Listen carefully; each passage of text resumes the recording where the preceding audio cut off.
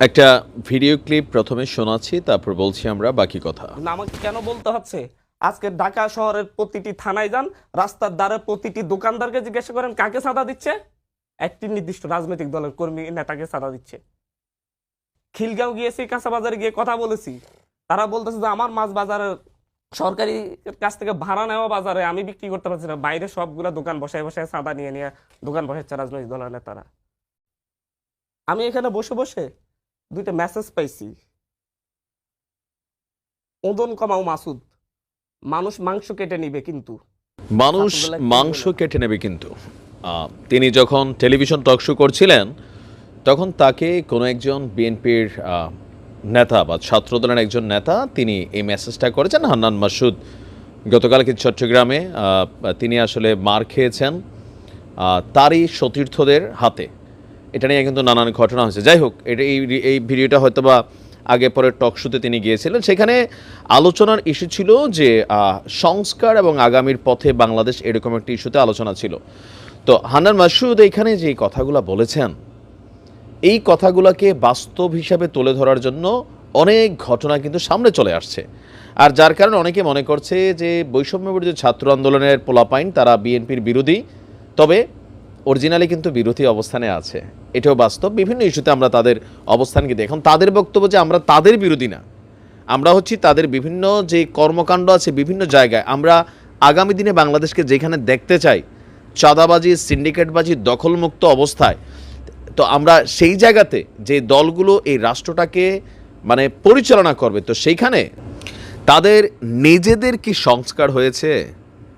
যারা এই দলটা মানে ভবিষ্যতে রাজনীতি করবে বা রাষ্ট্রকে পরিচালনা করবে, তারা কাঠামোর সংস্কার চাচ্ছে। আর যেমন এই ঘটনাগুলোর মধ্যে গতকালকে দেখেন কলিজা একটা আলাদা জিনিস। অনেকে আছে যে নিজের কাছে নাই, তারপরেও ধরেন বিভিন্নভাবে মানুষকে খাওয়াইতে পছন্দ করে। আসলে এটা খান বংশের পোলাপাইন না দেন বংশের জানি না। বিএনপির এক নেতা বহিষ্কার হয়েছে অলরেডি, আরেকজনের গরু চুরি করে আইনা বৌরিনিয়া পাবলিকরে ভুরিভুজ করে খাওয়াইছে। দরকার ছিল তোমার? এই তোমাদের মতন কিছু মানুষের কর্মকাণ্ডের জন্য বিএনপি কিন্তু সমালোচিত হচ্ছে। বাস স্ট্যান্ড দখল নিয়ে বিভিন্ন জায়গায় ঘটনা ঘটছে, প্রতিদিন গণমাধ্যমে কিন্তু এই নিউজগুলো আসছে। যার কারণে একটা দল বারবার তারা মেনশন করার সুযোগ সুবিধা পাচ্ছে। তবে দলীয় হাইকমান্ডের অবস্থান কি? হাইকমান্ড বা যারা দলের নীতি নির্ধারকরা আছেন, কোথাও না কোথাও তারা যতটুকুই সৎ থাকার চেষ্টা করছেন, একদম গ্রাস লেভেলে এটা কিন্তু আসলে কন্ট্রোলিং হচ্ছে না। আর এটার জন্য দরকার হচ্ছে সরকারের তাদের যে ক্ষমতা বা কী বলে যে রাষ্ট্রের ক্ষমতাটা তাদের দরকার। কারণ এখন বিএনপির একজন গ্রামের বা প্রত্যন্ত অঞ্চলে শহরে অলিতে গলিতে ছড়িয়ে ছিটিয়ে থাকা একজন নেতা, সে আসলে ওই দলীয় তারেক রহমান কি বললো, মির্জা ফখরুল ইসলাম কি বললো, এগুলো তার শোনার সময় নাই। সে মনে করতেছে আমার সামনে যা আছে আমি তাই খাইতে হবে, কারণ মাঠটা তো খালি পড়ে আছে, খাইয়া লওয়া দরকার, আমি না খেলে আরেকজন খাইবো। কিন্তু এই খাওয়া খাওয়ির খেলাটা সোশ্যাল মিডিয়া প্ল্যাটফর্ম আগে ছিল না।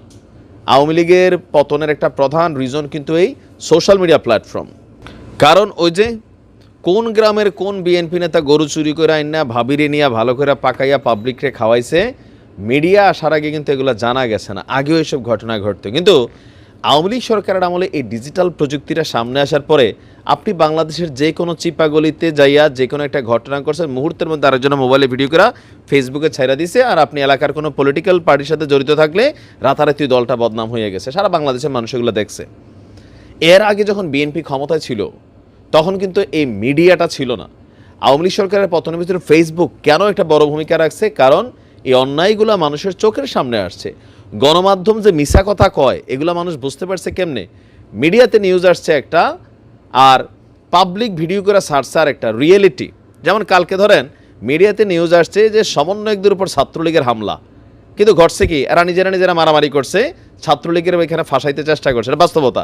তো এই যে পরবর্তী সময় চলে আসলো নিউজটা, এখন এই নিউজটা না আসলে ভিডিও ফুটেজটা চিটাগং ইউনিভার্সিটির একটা ওয়েবসাইটে ছাইরা দিছে। তো ওইটা দেখার পরে বিষয়টা ক্লিয়ার হয়ে গেছে যে ঘটনা কি।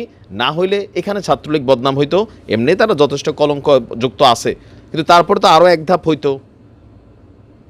এখন বিএনপির বিভিন্ন ইস্যুতে আমি বরাবরই বলি, আমরা যারা ক্রিটিক আছি, সমালোচনা করি, আপনাদের ভালোর জন্য করি। আর এগুলা করে ভাই তুই জামাত, আমি তো ভাই এক শরীরে 3-4টা ব্র্যান্ডিং লই আমি হাঁটা লাগে, তাই না? যখন যার ভাল লাগে তার দলের পক্ষে নিয়ে জোড়া দেন, কোনো সমস্যা নাই।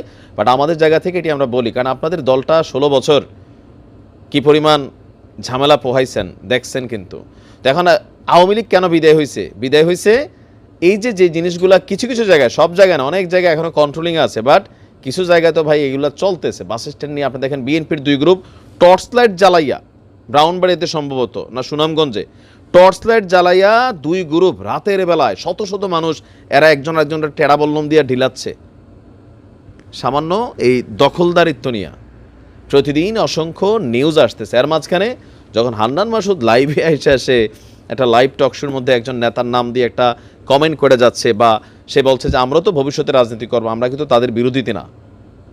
তো এগুলাতে কি হয় যে বৈষম্য বিরোধী ছাত্র আন্দোলনের নেতারা প্রতিনিয়ত তাদের যে মূল স্লোগান যে একদল খাইয়া গেছে আরেক দলের কাছে দিব না, আগামী বাংলাদেশ হবে চাঁদাবাজ সিন্ডিকেট মুক্ত, এখানে টোটাল একটা অবস্থান কিন্তু বিএনপির দিকে চলে আসে, যার কারণে এই কথাগুলা তাদের মধ্যে একটা সংঘর্ষের সূত্র কিন্তু হয়ে গেছে অলরেডি। আবার বৈষম্য বিরোধী ছাত্র আন্দোলনের নেতারা ইন্টেনশনালি বিএনপিকেই বলে, এটাও বাস্তব। একটা দল বলতে বিএনপি করে।